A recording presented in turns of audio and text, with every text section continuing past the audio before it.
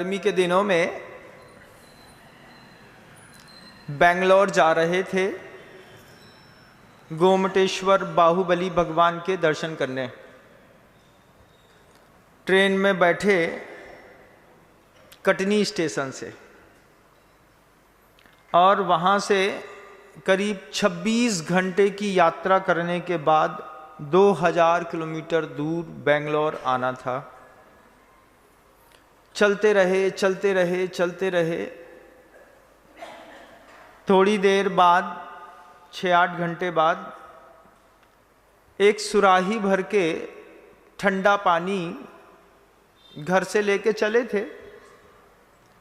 वो रास्ते में 2 घंटे बाद ही खत्म हो गया। साथ में 7-8 लोग और बैठे थे।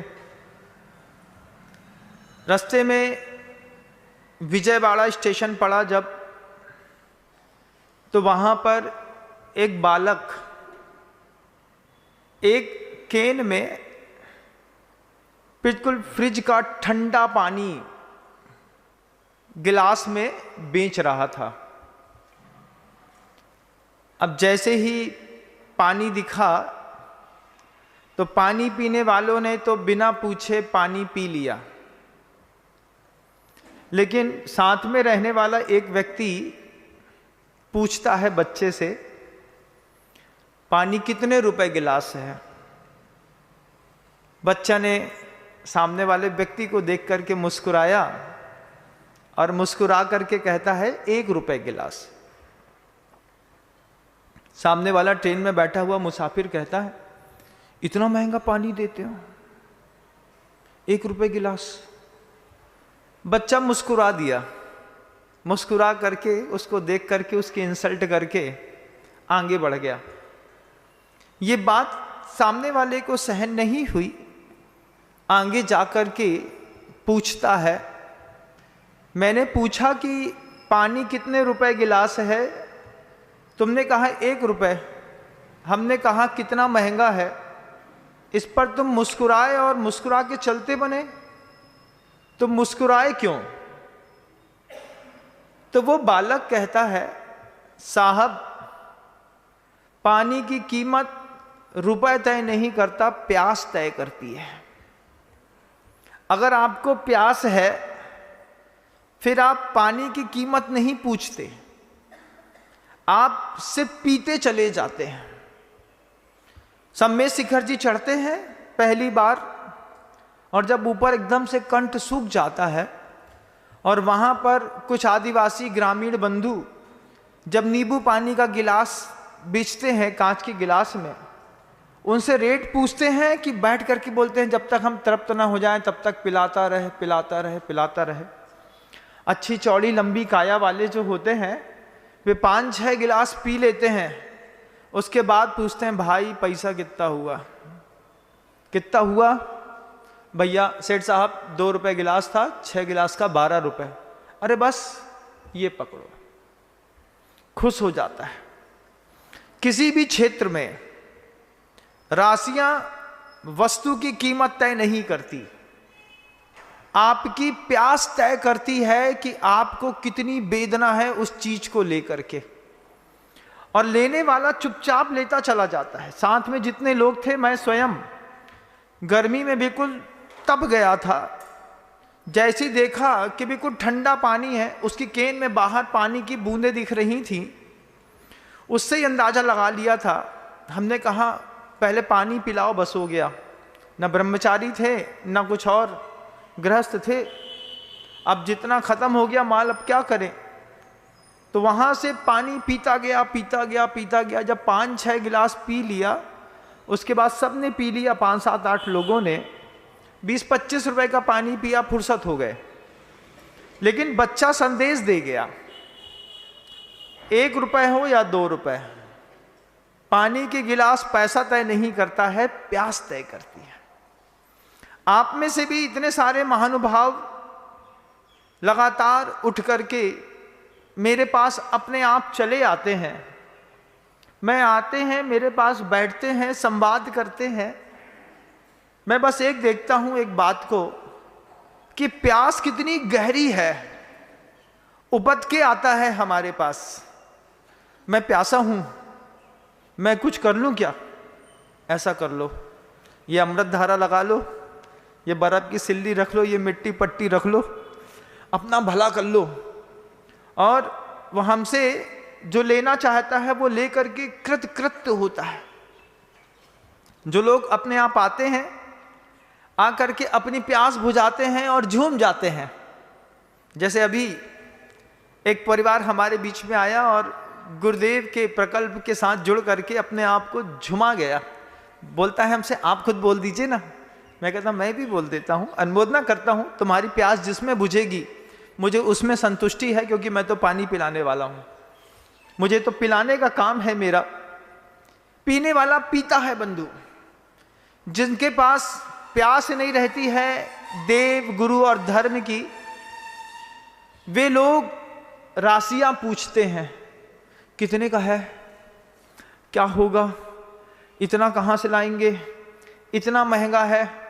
जो लोग इस तरीके के संवाद पर आगे आते हैं उनके जीवन में प्यास नहीं रहती, वे सिर्फ ऑब्जर्वेशन करने वाले लोग रहते हैं। प्यासे लोग सौदे नहीं करते, वस्तुएं खरीदते हैं। कितने में मिलेगी, जितने में भी मिलेगी, हमको प्यास है, हमको चाहिए है, बात खत्म हो गई। आपको जो लेना होगा आप ले लीजिएगा। मैं लगातार चेक करता रहता हूँ किस किस तरीके की प्यास है, और जैसे ही उस स्टेशन से आगे पहुँचे तो आगे पहुँच करके थोड़ी कुछ और पल आगे बढ़े होंगे और मद्रास का स्टेशन सामने दिखाई दे गया। पहले मद्रास गए, मद्रास से फिर गोमटेश्वर, आप लोग भी गए होंगे, उसी रास्ते से मैं भी गया था। मद्रास में ट्रेन 8 घंटे लेट थी, तो 8 घंटे लेट होने पर हम लोग मार्केट घूमने के लिए निकले। मार्केट में एक साड़ी शोरूम में चले गए। साड़ी शोरूम में गए क्योंकि माँ भी थी साथ में, और उन्होंने कहा कि अब कुछ काम नहीं है तो कम से कम एक साड़ी खरीद लो। हमने कहा चलो, एसी की दुकान दिख रही थी, हमने कहा कम गर्मी में कम से कम एसी में बैठने तो मिलेगा। बहुत सारे लोग होते हैं बड़े बड़े शॉपिंग मॉल में गर्मी के दिनों में दोपहर में तफरी करने चले जाते हैं। क्यों?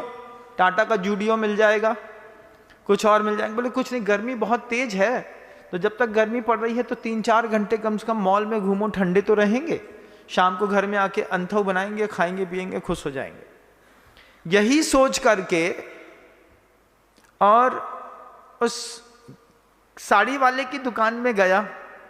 माँ थी साथ में, परिवार के और भी लोग थे, पड़ोसी भी थे, 3-4 और भी महिलाएं थीं। महिलाएं साड़ियां खरीदने लगीं। साड़ी खरीदने का उन्हें देखते रहे, एक के बाद दूसरी, दूसरे के बाद तीसरी, फिर चौथी, फिर 5वीं। मैंने देखा व्यापारी आदमी अपन तो, मेहनत इतनी हो रही है, लेना देना कुछ है नहीं। महिलाओं में कई बार ऐसी आदत होती है, दुकान में जाएंगी 50, 60, 65 साड़ियाँ खुलवाएंगी, उसके बाद बोलेंगे भैया वैरायटी समझ में नहीं आ रही, अगली बार आएंगे हम। अब सामने वाला दुकानदार गुस्सा भी नहीं सकता, ग्राहक मेरा देवता है, कर्म ही पूजा है। अब ये पूजा और देवता दोनों वहीं कमरे में मिल गए। अब क्या करें?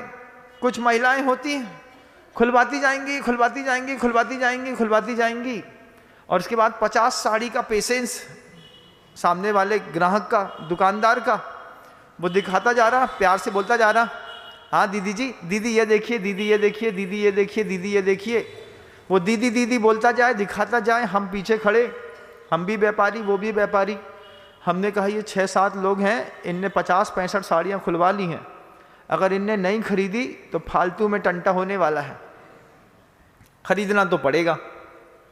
अब जैसे ही सबने साड़ियाँ देखी और फिर पीछे मुड़ के देखें तो पापा कहते हैं बड़े प्रेम से, जब खुलवाई है तो लो, कुछ तो लेना पड़ेगा, व्यापारी की मेहनत तो खराब नहीं कर सकते। हमने कहा पिताजी बिल्कुल मार्के की बात कह रहे हैं, व्यापारी व्यापारी का समर्थन कर रहा है कि इतना माल खुलवाया है तो खरीदना तो पड़ेगा। तो माँ को लेकर के जितने भी लोग थे सबने 2-2 साड़ी खरीद ली, बहुत महंगी नहीं, 1400-1600 रुपए की साड़ी उस समय कीमत रखती थी। 96 की बात है। 1400 रुपए की साड़ियां, दो साड़ियां सबने खरीद ली। अब उस शोकेस में कुछ साड़ियां और रखी थी। अब वो जो साड़ी रखी थी, उस साड़ी में 14,990 रुपए का टैग लगा था।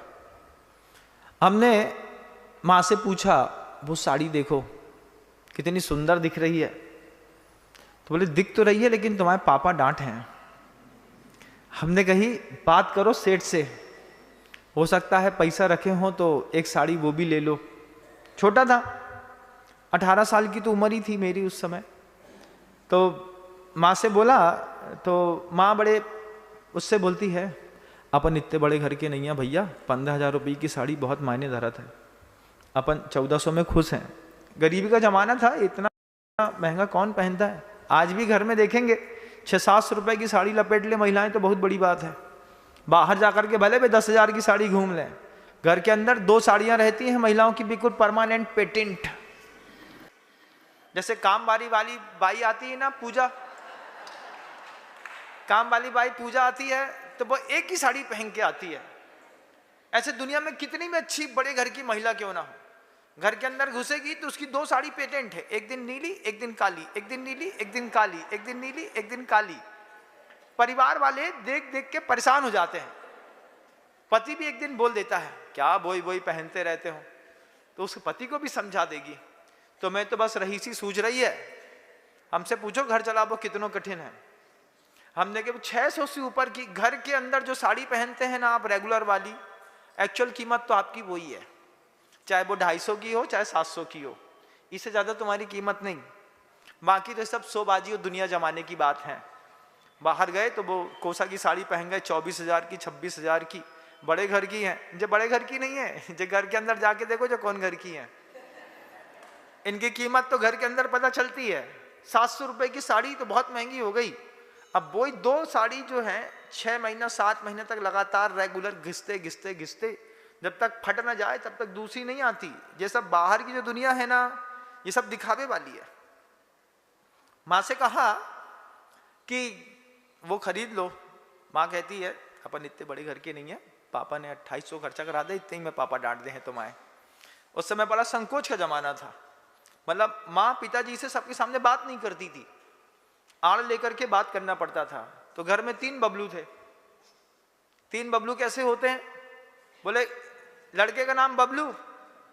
अब मम्मी पापा को बुलाती थी तो भी बबलू कह के बुलाती थी, बबलू खाना लग गओ। हमने कही बबलू ने तो खाना खा लिया है, अब कौन सा बबलू है, तो पता चला बड़ा बबलू है। तो फिर एक बबलू वो हो गए। फिर बड़े बबलू को मम्मी से काम है तो वे भी बोले बबलू हमारी चाय कहाँ है।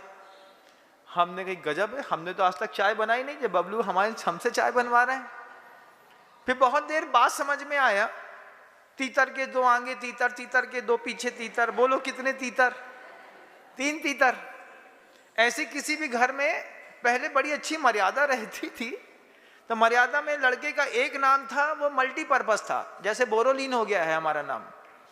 पापा को काम है तो बबलू, मम्मी को काम है तो बबलू, बड़े पापा को काम है तो बबलू, बब्बा को काम है तो बबलू। हमने कहा बबलू की बड़ी कीमत है और पहनने को मिलता था हाफ पैंट। हमने कही दुनिया भर के लोग हमारे घर के नाम लेते हैं, बबलू की कछु बकत नहीं है, मुंह से बबलू बबलू निकलत रहे। वैसे मेरा नाम बबलू था नहीं, हाँ, लेकिन मैं एक पात्र को बीच में रखना पड़ता है, बस हो गया। मेरे कथानक में यथार्थ तो रहता है लेकिन उसमें पात्र मैं नहीं रहता हूं। माँ ने वहां से 2 साड़ी खरीदी, रखी और चलती बनी। जो काउंटर पे पैसा ले रहा था उसने बड़ी अच्छी बात करी। काउंटर में पैसा लेने वाले सेठ जी कहते हैं आपने 60-70 साड़ियां खुलवाई, इन 60-70 साड़ियां खुलवा करके जो आपकी लेने की ताकत थी वो आपने ले लिया, लेकिन कुछ साड़ियां ऐसी थी जो आपको लग तो बहुत अच्छी रही थी, लेकिन आपके लेने की उसको ताकत नहीं थी। आप सपने देखिए एक दिन वो साड़ी भी ले सके।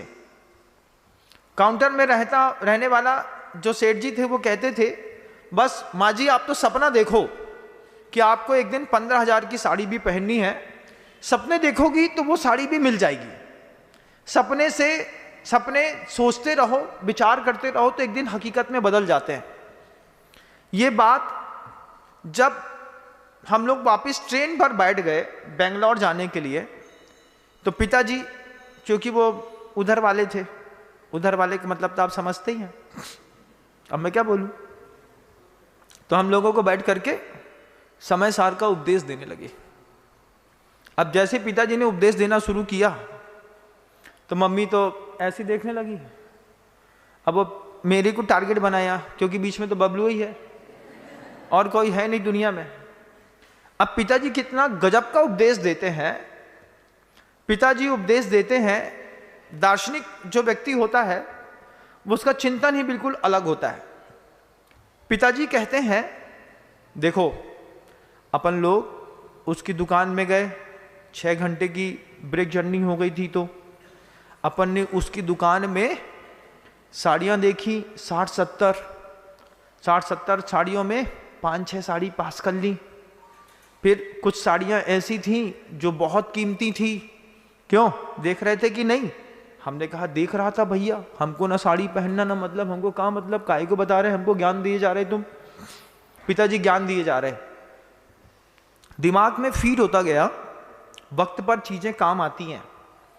पिताजी कहते हैं शोकेस में जो बड़ी बड़ी बनारसी साड़ियां रखी थीं वो साड़ियों की लेने की हैसियत नहीं थी, लेकिन कोई तो होगा जो उस साड़ी को खरीदता होगा, कोई तो होगा जो वो बड़ी बड़ी महंगी महंगी साड़ियां पहनता होगा। और फिर सामने वाले ने, सेठ जी ने बड़ी अच्छी बात कही कि जो साड़ी नहीं खरीद पा रहे हो उसके सपने देखो, सपने देखोगे तो एक दिन वो साड़ी भी खरीद लोगे। आज तो दुनिया बहुत सस्ती हो गई बंधुओं, बहुत सस्ती हो गई। पहले बहुत पैसा बहुत मेहनत से कमाते थे। पहले चवन्नी ठंडी का धंधा रहता था, शक्कर का बोरा 1300 रुपये का बेचते रहे तो उसमें 20 रुपये बचता था। 1300 का माल आता था, 1320 में बेच करके 20 रुपये कमाते थे। बार बार कहते थे 1300 रुपया बेच रहे और 20 कमा रहे। नमक के बेचने में ज़्यादा फायदा रहता था, 1 रुपये किलो नमक रहता था, 2.5 रुपये किलो बिकता था। हमने कहा 1300 रुपये की एक बोरा शक्कर बेचो, इससे अच्छो है 20 किलो नमक बेच लो, उतना ही पैसा बचता है। फिर पिताजी बाद में समझाते थे, होलसेल के धंधे में जो कमाई होती है फुटकर रिटेल में वो बात नहीं बनती। अब वो पिताजी उदाहरण देते हैं, उदाहरण को आपको भी देखना है। पिताजी कहते हैं अध्यात्म की ओर ले जाना, गोमटेश्वर की ओर ले जा रहे हैं। वे कहते हैं ऐसा ही धर्म होता है। धर्म कैसा होता है? आचार्यों ने ग्रंथों में बहुत सारे विकल्प खोले हैं। बहुत सारे विकल्पों में जिस विकल्प को तुम्हारी हैसियत है उसको स्वीकार कर लो। धर्म ध्यान के 1000 विकल्प खोले। ज्ञान योगी भी योगी होता है, भक्ति योगी भी भक्ति होता है, और कर्म योगी भी भक्त माना जाता है। अब पिताजी ने जैसे ही कहा तो बगल में बैठे वाले एक प्रोफेसर थे फैजाबाद के, उनके वो पिताजी के फ्रेंड थे, तो उन्होंने कहा कि कल्लू इसका मतलब, तो बोले देखो भाई, आचार्यों ने ग्रंथों में जीव के उद्धार के कितने विकल्प लिखे हैं। तो अब वो 2 दार्शनिक एक साथ मिल गए, पढ़े लिखे, एक LLM पास आउट है और दूसरा प्रोफेसर है। अब 2 ज्ञानी मिले तो चुप रहने में भलाई रहती है, कुछ भी बोलोगे तो डांट खानी पड़ती है। तो हमने कहा ये दोनों की बात हो गई है, अब बबलू सो सकता है आराम से, लेकिन सोने ना मिला क्योंकि सो के उठे ही थे थोड़ी देर पहले। पिताजी कहते हैं आचार्यों ने ग्रंथों में कितना विकल्प दिया स्किल डेवलपमेंट का। स्किल डेवलपमेंट मतलब कौशल विकास। कौशल विकास का मतलब अपने अंदर की इनर वर्ल्ड की एनर्जी को डेवलप करने के लिए आचार्यों ने छोटे बड़े सारे सौदे करे हैं। इन सौदों को अगर समझ में आ जाए और जो हैसियत का है वो ले लो। हैसियत का क्या है? फैजाबाद वाले साहब बोलते हैं, प्रोफेसर साहब पापा से, हैसियत का क्या है? बोले यार प्रोफेसर साहब आप तो पढ़े लिखे हो, हैसियत में वांग मनोगुप्तीरिया दान निक्षेपर समित्या लोकित पान भोजनानी पंच, 5 साड़ियां। कैसी? घर के अंदर अच्छे से बोलेंगे, हैसियत में है तो ले लो। घर के अंदर किसी भी चीज को उठाने धरने में देख सोच करके रखेंगे, उठाएंगे, लाज से काम नहीं करेंगे। समझ में आए तो ले लो। फिर उसके बाद कहता है आदान आलोकित पान भोजनानी पंच, 4 महीने का चतुर्मास लग रहा है, नियम ले लो हैसियत में हो तो, कि रात का भोजन नहीं करेंगे। सस्ते सौदे हैं। कितना सस्ता सौदा है कि वचन का व्यापार अच्छा रखेंगे, स्किल डेवलपमेंट के रूल्स थे। वांग मनः गुप्तीरिया, मनः में मन के अंदर 4 महीने का संकल्प कर लो, किसी के बारे में बुरा नहीं सोचेंगे, किसी का अहित का चिंतन नहीं करेंगे।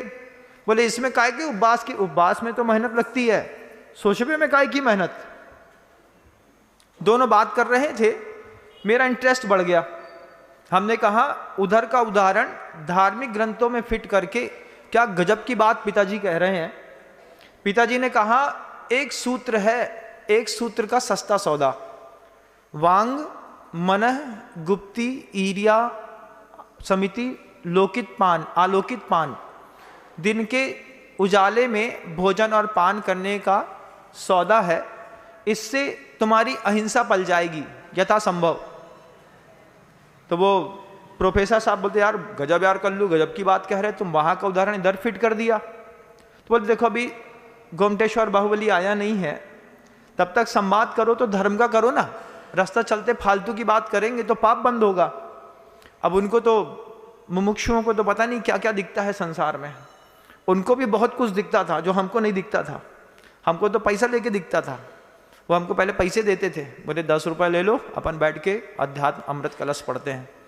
तो हमने कहा 10 रुपया में आधे घंटे की पढ़ाई हो रही है तो ठीक है, पढ़ लेते हैं। पैसा मिलता था, पढ़ाते थे, लेकिन उधर की पढ़ाई आज काम आती है। कब क्या मिल जाए, कैसा सौदा पड़ जाए क्या पता। दूसरा सूत्र कहा, स्त्री राग कथा श्रवण तन मनोहरांग निरीक्षण पूर्व व्रतानुस्मरण वशिष्ठ स्वशरीर संस्कार त्यागा पंच। क्या है? इससे तुम्हारा ब्रह्मचर्य पल जाएगा। 4 महीने का नियम ले लो, स्त्री राग कथा श्रवण नहीं करेंगे, ऐसी कोई कहानी, ऐसी कोई टीवी, ऐसा कोई मोबाइल, ऐसे कोई सीरियल में दृश्य नहीं देखेंगे जिससे स्त्रियों के प्रति राग बढ़ता हो, और स्त्रियों के लिए ऐसा कोई दृश्य नहीं देखेंगे जिसमें पुरुष के प्रति कोई राग बढ़ता हो।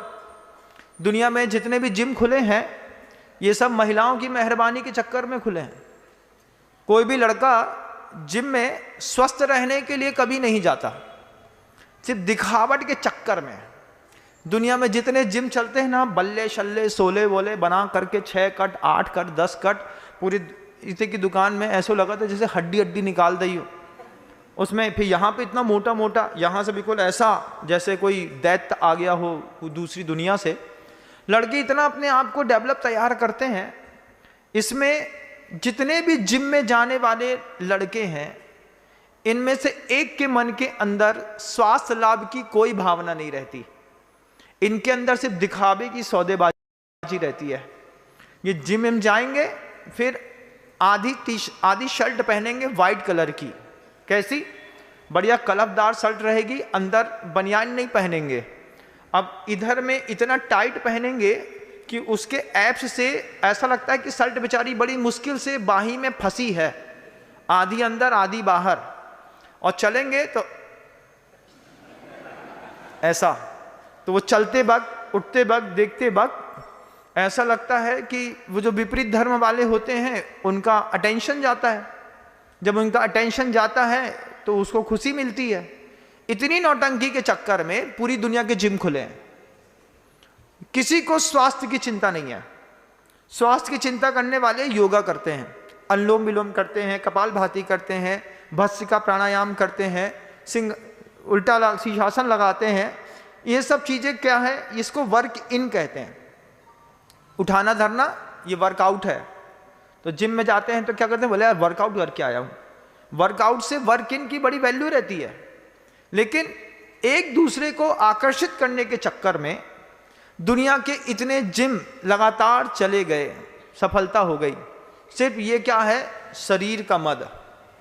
एक 8 प्रकार के मद में एक वपु मतलब शरीर का मद होता है। तो शरीर के मद वाले जितने होते हैं वो इस तरीके से जिम में जाकर के बल्ले शल्ले निकालते हैं, त्याग की श्रेणी में नहीं आते।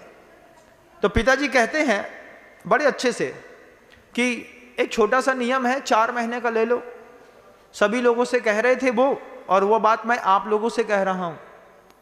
क्या कह रहा हूं? 4 महीने का नियम ले लो, महिलाएं भी और पुरुष भी, कि विपरीत धर्मी से आकृष्ट होने वाली कोई भी कथानक टीवी में नहीं देखेंगे, चर्चा नहीं करेंगे। स्त्री राग कथा श्रवण, स्त्री समझ ले पुरुष राग कथा श्रवण, तन मनोहरांग निरीक्षण, पूर्व रतानुस्मरण, व्रस इष्ट रस। 2 प्रकार के रस हैं। एक ऐसा रस है जिसको खाने से पेट में, शरीर में मादकता बढ़ती है, और दूसरा ऐसा रस है जो बहुत इष्ट होता है। तो चातुर्मास में 4 महीने व्रस रस, मतलब व्रस का मतलब वृषभ से है, जैसा ऐसा भोजन जिस भोजन को करने के बाद इंद्रियां साण के जैसी उन्मुक्त हो जाती हों, ऐसे भोजन का 4 महीने के लिए त्याग करता हूं। और दूसरा इष्ट रस। इष्ट रस क्या है? अब किसी को गाबली हो सकती है, किसी को मिर्ची, किसी को भजिया हो सकता है, किसी को खाटू, जिसको जो भी हो सकता है। खाटू का मतलब क्या होता है महाराज? कढ़ी को, अमचूर की कढ़ी को बागड़ में खाटू कहते हैं, और पराठे को बागड़ में लूसा कहते हैं। अभी कल एक आदमी आया तो हमसे कहता है, वो बार बार आप लूसा खाटू पापड़, लूसा खाटू पापड़ कहते हैं, लूसा खाटू क्या होता है? हमने कहा भैया इसकी मीनिंग बता देंगे कि पराठा जो होता है उस पराठे में थोड़ी सी हल्दी मिला दी जाती है और तेल मिला करके मोन दे करके उस पराठे को बढ़िया सेक करके बनाते हैं। ये बागड़ की स्पेशल डिश है, इसको लूसा कहते हैं। और जो अमचूर की कड़ी होती है उसको खाटू कहते हैं। तो यहाँ की 3 चीज़ें फेमस हैं, लूसा खाटू पापड़, और उसमें अगर शाम के समय में उसी लूसे में बढ़िया जीरा मन डाल करके थोड़ा सा अचार वचार लगा के और सीधा सूखा सूखा खाया, और जय जय जय श्री राम, ऐसा। तो पिताजी समझा रहे थे प्रोफेसर साहब को, पिताजी और प्रोफेसर साहब में मत जाइएगा, किसी भी वस्तु के तत्व को, पोटेंशियल स्टेट को पकड़ने की कोशिश करिएगा, क्योंकि जब कभी भी उद्बोधन होता है तो उसमें किसी न किसी पात्र को बीच में रखना पड़ता है। पात्र को बीच में रखने से जब किसी भी संबोधन को कथानक के रूप पे लेके चलते हैं तो समझने वाले श्रोता को बड़ी सावधानी और आसानी हो जाती है। जैसे कड़वी दवाई शुगर कोटेड हो जाए, आप सीधे सीधे तत्वासूत का सूत्र बोलूं तो तुमको हजम ना होगा, बोले महाराज तत्वासूत पढ़ाने लगे, तो उसको एक रूपक देना पड़ता है। और जब रूपक होते हैं तो रूपक में सब बोलते हैं, ट्रेन वाला बोलता है, पानी बोलता है, प्यास बोलती है, पैसा बोलता है, मद बोलता है, शरीर बोलता है, फिर धीरे से घुमा करके उससे आगम बुलवाया जाता है। वांग मनोगुप्तीरा दान निक्षेपण समित्यालोकित मान भोजनानी पंच। दूसरा सूत्र दे दिया, स्त्री राग कथा श्रवण, स्त्री के लिए पुरुष राग कथा श्रवण, तन मनोहरांग निरीक्षण, पूर्व व्रतानुस्मरण, व्रस इष्ट रस, स्व शरीर संस्कार त्यागाह पंच। 4 महीने का नियम ले ले, जितना यथा संभव है घर में मेकअप कर लेंगे, पार्लर नहीं जाएंगे, ऐसा नियम ले लें तो क्या होगा महाराज? कठिन होता है। मैं ये नहीं कह रहा कि आप ऐसा नियम ले लें, लेकिन मैं ऐसा देखो, जो व्रती होते हैं वो तो नहीं जाते है ना, व्रतियों को पार्लर जाने की कोई जरूरत नहीं पड़ती। 2 प्रतिमा 5 प्रतिमा के जो व्रती होते हैं उनको कहीं वहां पर जाने की जरूरत नहीं, उनका सब काम घर में व्यवस्थित हो जाता है। पहले एक मल्टीपर्पज क्रीम रहती थी, फेयर एंड लवली। एक जमाना था, मम्मी लगाएगी तो फेयर एंड लवली, चाचा लगाएंगे तो फेयर एंड लवली, मैं लगाऊंगा तो फेयर एंड लवली। बब्बा पापा लगाते नहीं थे, उनको तो क्यू कार्पिन तेल आता था, उसी में उनका काम बनता था। आज आता है कि नहीं आता? आता है महाराज, बहुत पुरानी फर्म है। अब 4 महीने का नियम ले लेते हैं। कैसा नियम? पार्लर नहीं जाएंगे, घर में मेकअप कर लेंगे। इससे क्या होगा? जितने सौदे पड़ जाएं सस्ती साड़ी वाले, उतना जीवन का सौभाग्य है। महंगी साड़ी क्या है? अरे महंगी साड़ी तो बड़े बड़े धुरंधर मुनियों ने खरीदी, चतुर्मास की स्थापना में उपवास के साथ बैठे, 4 महीने उपवास करके दीपावली के निष्ठापन के बाद आहारचर्या के लिए उठे। बड़े सौदे तो महाव्रतों के होते हैं, वे सौदे खरीदने की हिम्मत नहीं है तो सपने देखो, आज नहीं तो कल। क्या बात है ना, सपना देखो, वो साड़ी भी तुम्हारे हाथ पे होगी। सपना देखो महाव्रतों का, आज नहीं तो कल वो भी मिलेगा। जब सुमतिनाथ भगवान की, शांतिनाथ भगवान की प्रतिमा बैठाने के लिए इतना धन का भाव छोड़ा जा सकता है, तो फिर खुद की बेदी में खुद को बैठाने के लिए भी कोई भाव बनाया जा सकता है। जब भगवान को बैठा रहे हो, प्रभु को जब बेदी में बैठा रहे हो, तो प्रभु से बोलना, मंदिर जाओ, प्रभु को बेदी में बैठा हुआ देखो, तो भगवान के सामने खड़े होकर के बोलो, प्रभु मेरे भी दिन आएंगे, मैं भी इस बेदी में बैठूंगा। जितनी बात प्रभु से बोलोगे, आज आपका दिन आया है, आप बेदी में बैठे हैं, मेरा भी दिन आएगा, मैं भी बेदी में बैठूंगा, इसलिए मैंने बेदी का दान दिया है, इसलिए मैं भी भगवान बनूंगा, इसलिए मैंने जिनबिम का दान दिया है, मैं भी शिखर पर पहुंचूंगा, इसलिए मैंने शिखर बनवाया है, मुझे भी अष्टम वसुधा में अपना कलशारोहण करना है, इसलिए मैं भी कलशारोहण कर रहा हूं, मुझे भी अपना झंडा गाड़ना है इस धरती पर ऊंचा, तो मैं वहां पर ध्वजारोहण कर रहा हूं। कोई भी धार्मिक क्रिया को अपने साथ जोड़ करके जीने का प्रयास करिए। आपने भगवान का महाद्वार बनाया, इसका मतलब है कि आप अपने लिए मुक्ति का दरवाजा खोल रहे हैं। इधर से उधर जोड़िए।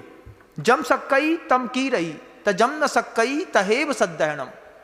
आचार्य कहते हैं, जो कर सकते हो वो अपनी ताकत से करो, जो नहीं कर सकते हो उस पर श्रद्धा करो कि मैं ये भी कर सकता हूं, मैं ये करूंगा एक दिन। महंगी साड़ी नहीं खरीदते बन रही ना, महाव्रत लेते नहीं बन रहा, घर छोड़ते नहीं बन रहा, तो अनुव्रतों की हल्की साड़ी तो खरीदो, उसमें वांग मनोगुप्तिरा दान निक्षेपण लोकित पान भोजनानि पंच क्रोध लोभ भीरुत्व हास प्रत्याख्यान अनवीच भाषणम चपंच। एक और सूत्र रख दिया कि घर के अंदर का नियम ले लो, 4 महीने घर के अंदर क्रोध नहीं करेंगे। महाराज क्रोध न करें तो एक दिन घर न चले। पत्नी 30 साल पुरानी हो गई, ओल्ड स्टॉक, लेकिन आज तक कुछ नहीं समझी। क्या नहीं समझी? आज भी थाली में बैठते हैं तो उससे बोलना पड़ता है, दाल में नमक ज़्यादा डाल दिया, तुमने अभी लूसा में मोन ज़्यादा कर दिया है, जीरा मन में अभी मिर्ची नहीं डली है। 30 साल बाद भी पति को अगर अपनी पत्नी से धन के भोजन के मामले में समझना पड़े, मतलब समझना कितनी बेमेल जोड़ी है। 30 साल से पति कितना एडजस्ट कर रहा होगा। क्या एडजस्टमेंट है महाराज। एक दिन नियम ले लो, तुमको तुम्हारे घर के अंदर तुम्हारा पुण्य पता चल जाएगा। एक दिन नियम ले लो कि मौन से भोजन करेंगे, कुछ नहीं मांगेंगे। देखें हमारे पुण्य में घर में क्या मिलता है। थाली लगा दो, इतना बोल दो बस, थाली लगा दो। फिर देखो वो 2 रोटी परसेगी और अपने बच्चे को नहलाने धुलाने उधर चली जाएगी। पता चला 2 रोटी खा करके हम बैठे हैं, अब आएगी तब आएगी, अब आएगी, नहीं आएगी। तुम्हारी किस्मत में 2 रोटी थी, तुमने खा ली ना, पानी पियो निकल लो यहां से, नहीं आएगी। तुम घर के अंदर भिखारी हो, तुमको जरा जरा सी बात में, ए भाई दाल दे दे, जब तक दाल नहीं मांगोगे दाल नहीं मिलेगी, जब तक पापड़ नहीं मांगोगे पापड़ नहीं मिलेगा, जब तक रोटी नहीं मांगोगे रोटी नहीं मिलेगी। ऐसा तुम्हारा पुण्य नहीं है कि तुम चुपचाप बैठे रहो, तुम्हारा पेट तुम्हारे मर्जी के हिसाब से भर जाए। किसी का पुण्य नहीं है पूरे संसार में। कोई पत्नी इतनी समझदार आज तक नहीं मिली किसी पति को कि पति की भूख समझ सके और पति की भूख के हिसाब से भोजन करा सके। ऐसी आज तक पत्नी नहीं मिली। एक दिन एक टाइम का नियम ले लोगे ना तो समझ में आएगा कि साधु बन करके बड़ी महंगी साड़ी पहनने वाले जो लोग होते हैं वे कैसे मेंटेन करते होंगे।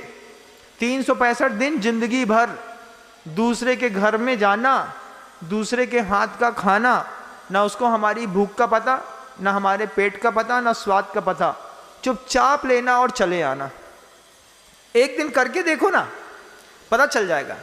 जितने पुरुष इतने बड़े मंगने हैं, ये तो खाना मांगते घर के अंदर, दे भाई चावल दे दे थोड़ा सा माँ। अब वो बेचारी बड़े अच्छे से, हाँ लो चावल ले लो, ऐसा तो परसती, ये लो चावल और खा लो। क्या प्यार से परसती है? हे पतिदेव आपके लिए चावल समर्पयामी, आहा ऐसा जाएगी। और जैसे वो अन्ना लोग होते हैं ना, ऐसे चावल डालते हैं, खटखट एक बार दो बार थाली में बजा देते हैं, ऐसे वो थाली में जे चावल खा लो, बेचारा वो खाता पीता चला जाता, अपने आप को मालिक समझता है, कुछ नहीं है तुम्हारे हिस्से में, कुछ भी नहीं। अब क्या है महाराज, जीवन है। आचार्य कहते हैं, गुरुदेव कहते हैं, पिताजी कहते हैं कि 4 महीने का जितना सौदा पड़ जाए उतना तो करके देखो। क्रोध घर के अंदर नहीं करेंगे, लोभ घर के अंदर नहीं करेंगे, घर वालों को डराएंगे नहीं। घर वालों को डराने की भी बड़ी आदत रहती है, लगातार घर के अंदर इतना मेंटल प्रेशर बड़े क्रिएट कर देते हैं कि सामने वाला घबरा जाता है, भागता है बच्चा घर से। अगर आपका बच्चा आप डाइनिंग हॉल में आए और बच्चा उठ करके दूसरे कमरे में चला गया, मतलब आपके और आपके बच्चे के बीच में जनरेशन गैप और फैक्शन लगातार बढ़ रहा है। पिता और पुत्र दोनों एक ही सोफा सेट पर बैठ करके और टीवी देख लें, समझना परिवार की सबसे बड़ी उपलब्धि है। नहीं तो जैसे ही पुत्र की टीवी चालू होती है, पापा आए, बच्चे ने टीवी ऑफ करी, जीरो न्यूज आज तक लगाया और चुपचाप ऊपर, बोले क्यों, तुम्हारे गणेश जी आ गए हैं, अब हमसे ना बनेगा। ऐसे ही होता है ये घर का जनरेशन गैप।